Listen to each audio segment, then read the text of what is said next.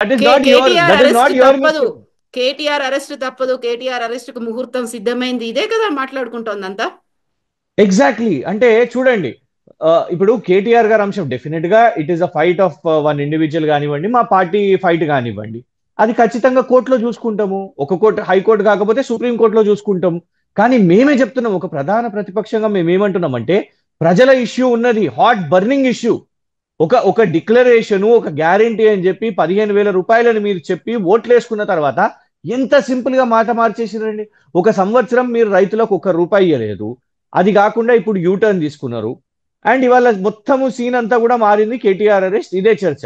మేము అనేది అయితే ఏంటంటే ఇవి. క్రిషాంక్, కేటీఆర్ యా. అరెస్ట్ మాత్రమే కాదు, కాళేశ్వరానికి సంబంధించి కేసీఆర్ కూడా విచారణకు హాజరవుతారు 22వ తారీఖున. ఆ తర్వాత కేటీఆర్ అరెస్ట్ తర్వాత కేసీఆర్ మీద కూడా చర్యలు ఉంటాయి అనేటువంటి వాదనలు, వార్తలు విపరీతంగా వినిపిస్తున్నాయి కదా. కేటీఆర్ తర్వాత నెక్స్ట్ టార్గెట్ కేసీఆర్ అనేది. అది డే 1 నుంచే వాళ్ళ స్పీచ్లలో మాట్లాడుతూనే ఉన్నారు కదా. రేవంత్ రెడ్డి గారి ఒక్క బహిరంగ సభలోనైనా కేసీఆర్ గారిని తిట్టకుండా, కేటీఆర్ గారిని మిమ్మల్ని జైలుకు పంపుతాము, చిప్పకూడు తినిపిస్తాను అని ప్రతిసారి రేవంత్ రెడ్డి గారు మాట్లాడుతున్నారు. అంతెందుకండి, మొన్న కోర్టు ఇది ఇవ్వకముందే భవిష్యవాణి ఎట్లా తెలుస్తున్నదో కోమటిరెడ్డి వెంకటరెడ్డి గారే కదా ఆల్రెడీ చెప్పేసిర్రు. ఆమె న్యూ ఇయర్ కోసము 2 రోజులు టైం ఇచ్చినాము, మీరు చూడండి ఏమవుతుందో, 6, 7 తారీఖున ఏం జరుగుతుందో అని. అసలు తెలిసినట్టే ఎట్లా చెప్తున్నారు ఈ రోజు 7వ తారీఖు. మంత్రి గారికి? అదే మంత్రి గారికి అంత పర్ఫెక్ట్ గా ఎట్లా తెలుసు? అంటే మేము అనేది ఏంటంటే, మేము కోర్టు ఇచ్చిన తీర్పుని డెఫినెట్ గా గౌరవిస్తాం. కానీ ఇక్కడ ప్రభుత్వం ఎంత పర్ఫెక్ట్ గా చెప్తున్నది, ఎంత డేట్ లైన్, ఎంత టైం లైన్ పెట్టుకున్నది, ఇది మేము చేస్తున్నాం, ఈ డేట్ కి ఇది జరగబోతున్నది అని చెప్తూ ఉంటే నిజంగా కూడా ఎంత ఒక హై పొలిటికల్ డ్రామా అనేది నడుస్తున్నది కవిత గారు. దాన్ని ఎదుర్కోవడానికి మేము సిద్ధంగా ఉన్నాం. అయితే ఇక్కడే ఇంకొక వాదన కూడా వినిపిస్తోంది, ప్రధానంగా కాంగ్రెస్ చేస్తోంది. ముందు నుంచి కేటీఆర్ దీంట్లో కుట్రపూరితంగా, కక్షపూరితంగా పెట్టారు, రాజకీయ ప్రోద్బలంతో పెట్టినది, ఇవన్నీ చెప్పినప్పుడు కూడా అరెస్ట్ చేస్తే నేను జైలుకు వెళ్ళొస్తాను, ఫిట్ అండ్ ఫైన్ గా యోగా చేస్తాను, తర్వాత పాదయాత్రలు చేస్తాను, ఇవన్నీ చెప్పి ఆ తర్వాత ఇది ఒక లొట్ట పీసు కేసు అనేది ఇవన్నీ మాట్లాడిన తర్వాత ఇప్పుడు భయపడుతున్నారా కేటీఆర్ అరెస్ట్ అవుతారని? హైకోర్టు కాకపోతే సుప్రీంకోర్టు దాకా ఆయన వెళ్తాను అనేది. అసలు ఏమీ లేదు అని చెప్పినప్పుడు ఇంతలా భయపడి ఇంత హడావిడి చేయాల్సిన అవసరం కేటీఆర్కి ఏముంది అనే వాదన కాంగ్రెస్ చేస్తోంది. అంటే నేను అనేది, ఈ దేశంలో ప్రతి పౌరునికి చట్టాలు ఉన్నాయి, రాజ్యాంగం ఉంది, న్యాయం ఉంది. అంటే కేటీఆర్ కాబట్టి ఆయన దాన్ని ఉపయోగించుకోవద్దా?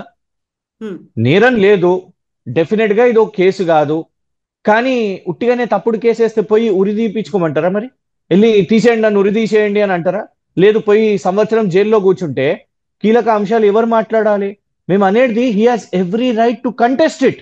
What he's doing is contesting it, he's not running away from it. నేను అందుకే మీకు చెప్పినాను, యాంటిసిపేటరీ బెయిల్ అడగలేదు, నీ అరెస్ట్ కి మేము భయపడలేదు, నువ్వు జైల్లో వేస్తావని మేము భయపడలేదు. కానీ నువ్వు చేస్తున్నది తప్పు అని ఆ తప్పు చెప్పడానికి కోర్టు అనే ప్లాట్ఫామ్ ని వాడుకున్నాం కదా మేము. హ్మ్. కోర్టులో జరిగిన చర్చల్లో ప్రతి ఒక్కరు ఒక్కొక్క పాయింట్ చూసి, ఇవాళ ఒక్క పాయింట్ లో maybe they have gained a point, that procedural lapse అనే పాయింట్ వాళ్ళు గెయిన్ అయి ఉండొచ్చు గాక. కానీ hmm. Where is the corruption, where is the criminal motive, where is the hmm. Criminal intent, where is the dishonesty అనే point మాత్రం వాళ్ళు ఎక్కడ కూడా సమాధానం చెప్పలేకపోయారు. రాష్ట్ర హ్మ్. ప్రజలందరూ కూడా, చాలా మంది కూడా, మీడియా వాళ్ళు మీలాంటి వాళ్ళందరూ కూడా ఆ లింక్ ఫాలో అయినరు, ఆ ఆర్గ్యుమెంట్స్ ని చూసిండ్రు ఏం జరిగింది అనేది. సో ఒకటే ఏమంటున్నామంటే, హ్మ్. చట్టపరంగా తను నేను చేసింది తప్పు కాదు అని చెప్పుకోవడానికే మేము జడ్జి గారి ముందుకెళ్ళినాం, హ్మ్. 100%. కానీ భయపడి కాదు. భయపడి ఉంటే ఎప్పుడో లొంగిపోతుండే. కొందరు మోదీ గారికి లొంగిపోతామని చెప్తారు, లేకపోతే రేవంత్ రెడ్డి గారికి లొంగిపోతామని చెప్తారు. ఇంకొకటి మీకు గుర్తుంటే, ఒక సంవత్సరం ముందు ఇదే కేటీఆర్ గారిని ఓహో కాంగ్రెస్ మీడియా మొత్తం అయిపోయిన అమెరికాకు మూటముళ్ళ చదువుకొని వెళ్ళిపోతాడని అనలేదా కవిత గారు? కాలేదా అవి హ్మ్. న్యూస్లు? డిబేట్లు హ్మ్. హ్మ్. అయినాయి, ఫ్రంట్ లైన్లు అయినాయి. But the same KTR is here.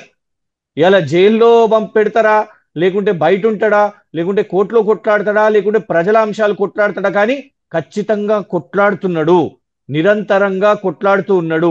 ఆయన ఇంటి మీద దాడి చేసిన, ఆయన కుటుంబ సభ్యుల మీద దాడి చేసిన, ఎవరిని వదలకుండా ఆయనను ఎప్పుడు స్క్రూటినీ, ఆయన క్యారెక్టర్ ని స్క్రూటినీలో పెట్టినా కూడా he's fighting, and he's fighting for people.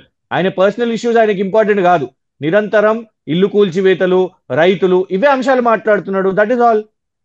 అయితే ఇప్పుడు మళ్ళీ ఏసీబీ 9th విచారణకు హాజరు కావాలని నిన్న రాత్రి మరోసారి నోటీసులు ఇచ్చింది. ఈసారి కూడా అడ్వకేట్లు లేకుండా కేటీఆర్ ఒక్కరు రావాలని. బట్ కేటీఆర్ మాత్రం అడ్వకేట్లతో సహా వస్తానని ఒక పట్టుబడుతున్నాడు కాబట్టి ఆ 9th దాకా చూడాల్సిన అవసరం లేదు.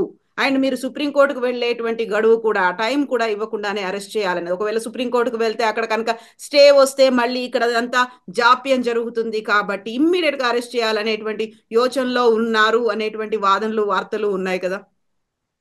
కవిత గారు మీరు అంటున్నది రైట్, కానీ ఒకటి ఉమ్, లీగల్ గా అండ్ ఎథికల్ గా ఏసీబీ కరెక్ట్ అవుతుందా కవిత గారు? ఉమ్, సెకండ్ నోటీస్ ఇచ్చిండ్రు, ఇచ్చి 9th అని చెప్పిండ్రు. ఆ 9th అని చెప్పిన తర్వాత దానికంటే ముందే అరెస్ట్ అయితే ఎవరు ఎక్స్పోజ్ అవుతారు? ఉమ్, ఏసీబీ కాంగ్రెస్ ప్రభుత్వం ఎక్స్పోజ్ అవుతుంది. ఎందుకు ఎందుకు ఎందుకు ఇప్పుడు కేటీఆర్ అనే ప్రజాప్రతినిధి ఈ రాష్ట్రంలోనే ఉన్నాడు, దేశం పారిపోయి ఎక్కడికి వెళ్ళిపోతలేడు, మరి ఎందుకు అంత తొందర? తనకు ఒకవేళ ఒక గడువు మీరే 9th అని ఇచ్చిండ్రు అని అన్నప్పుడు, ఈడీ కూడా రేపు గడువు ఇస్తా అని అన్నప్పుడు డెఫినెట్ గా దానికోసం వెయిట్ చేయండి. అండ్ ఒకవేళ సుప్రీంకోర్టుని తట్టినా కూడా అత్యున్నత న్యాయస్థానం సుప్రీంకోర్టే కదా, ఉమ్, అక్కడ కూడా ఉమ్. ప్రయత్నం చేయండి, అక్కడ కూడా మాట్లాడండి, ప్రొసీజరల్ ల్యాబ్స్ అని చెప్పండి. మేమంటున్నాం వేర్ ఇస్ ద కరప్షన్ అని అంటారా? ఆ పాయింట్స్ ఉమ్. మీరు పెట్టండి, ప్రూవ్ సో చేయగలగండి. కరప్షన్ కి సంబంధించి అన్ని ఆధారాలని ప్రభుత్వం తరఫున అడ్వకేట్ హైకోర్టుకు సమర్పించాడు. ఇంత ఉన్న తర్వాత మళ్ళీ దానికి వాష్ పిటిషన్ ఏంటి, కొట్టేయడం అని ఎందుకు అనేది హైకోర్టు కూడా తీవ్రంగా వ్యాఖ్యానించింది అనేటువంటి ఒక మాట. లేదండి, ఆధారాలన్నీ నేనైతే ఉన్నాయి. నేను నేను ఆర్గ్యుమెంట్స్ చూసినాను. ఉమ్, కరప్షన్ విషయం మీద ఏమి ఆధారం, అసలు చర్చ కూడా చేయలేకపోయింది. ఉమ్, గంటన్నర వాదన ప్రొసీజరల్ ల్యాబ్స్ ఉంటే ఒక నిమిషం అర నిమిషం దీన్ని కరప్షన్ అని చెప్పే ప్రయత్నం చేసింది. కానీ ఈయన ఎట్లా బెనిఫిట్ అయిండు, కరప్షన్ ఈయన ఉమ్, ఎట్లా చేసిండు? బెనిఫిట్ అయింది నగరం, బెనిఫిట్ అయింది రాష్ట్రం. ఈయనకి ఏం రూపాయి వచ్చింది ఇందులో? నేరుగా ఎట్లా వచ్చింది? ఇప్పుడు వాళ్ళే అంటున్నారు ఆర్గనైజర్స్ నష్టపోయినరు అని చెప్తున్నారు. మరి ఉమ్, ఆర్గనైజర్స్ నష్టపోతే కేటీఆర్ ఎట్లా లబ్ధి చెందుతాడు? How will he benefit? ఇక్కడ ఉమ్, ఏం జరిగింది అని అంటే సింపుల్ అండి. ఒక హైదరాబాద్ క్రికెట్ అసోసియేషన్ క్రికెట్ ని ఇక్కడ ఆర్గనైజ్ చేసింది అనుకో ఉప్పల్ స్టేడియంలో. హైదరాబాద్ క్రికెట్ అసోసియేషన్ ఖర్చు పెడుతుంది కవిత గారు, కానీ ఉమ్, బీసీసీఐకి రావాల్సిన డబ్బులు బీసీసీఐకి వస్తాయి. ఎంటర్టైన్మెంట్ ట్యాక్స్, స్పోర్ట్స్ ట్యాక్స్ గా ప్రభుత్వాలకు ఏదైతే ట్యాక్స్ ఉంటాయో ప్రభుత్వానికి వచ్చేటివి వస్తాయి. ఆ గ్యాలరీస్ టికెట్స్ బెనిఫిట్ అయ్యే వాళ్ళు బెనిఫిట్ అవుతూ ఉంటారు. At the same time advertisements పరంగా అడ్వర్టైజ్మెంట్స్ వస్తాయి. శాటిలైట్ రైట్స్ దక్కిన ఛానల్, స్పోర్ట్స్ ఛానల్ కు వాళ్ళకు వచ్చే బెనిఫిట్ వాళ్ళకు వస్తుంది. ఇట్లా ఎందరికో benefit, indirect and direct um, benefits um, వస్తాయి. హైదరాబాద్ క్రికెట్ అసోసియేషన్ నష్టపోయింది కదా అని మొత్తం ఈ క్రికెట్ వేస్ట్ అనేది కాదు కదా. సో సేమ్ థింగ్ హియర్ ఏంటంటే ఆ ఉమ్. ఆర్గనైజర్ నష్టపోయిందా లాభం చెందిందా పక్కన పెట్టండి, ఆయన నష్టపోయిండొచ్చు కాక, కానీ నగరం దానికి లాభం జరిగింది, దాని బ్రాండ్ పెరిగింది, దానికి రెవెన్యూ పెరిగింది. అండ్ ఇక్కడ దాని నుంచి కేటీఆర్కి ఏం పైసా వచ్చింది? ఒక్క రూపాయి అన్న వచ్చిందా? రాలేదు. That they have proved. BRS ఒకవేళ కేటీఆర్ కనుక అరెస్ట్ అయితే ఇమ్మీడియట్ గా ఏం స్టెప్ వేయబోతుంది, కార్యాచరణ ఎలా ఉంటుంది? గతంలో అయితే పాడి కౌశిక్ రెడ్డి ఒక మాట అన్నారు, రాష్ట్రాన్ని అగ్నిగుండం చేస్తాము అనే మాట. పోలీసులు అయితే చూస్తూ ఊరుకోనప్పటికీ కూడా పార్టీ పరంగా మీరు చేసేటువంటి కార్యక్రమాలు, భవిష్యత్ కార్యాచరణ.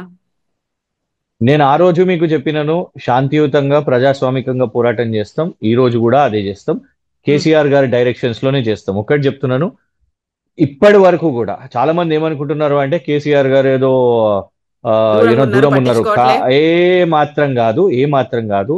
ఆపోజిషన్ గా డే వన్ నుంచి వారి డైరెక్షన్స్ లోనే ఈ పార్టీ నడుస్తున్నది.